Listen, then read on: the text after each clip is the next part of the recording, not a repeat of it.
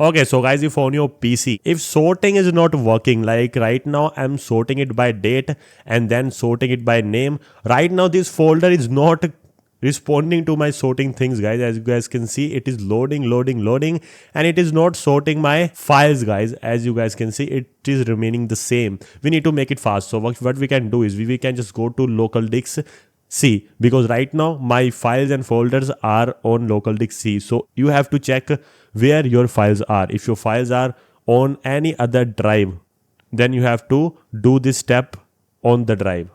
But right now I'm gonna use local disk C because this folder is on local disk C and the files are in the folder. So I'll just right click on it, click on properties, then I can go to tools.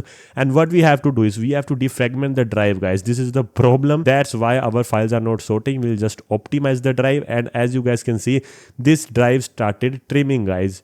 Right now 73% trimmed, and right now, yeah, it's trimmed fully, guys. You can just do it to one or two times so that you properly trim the drive.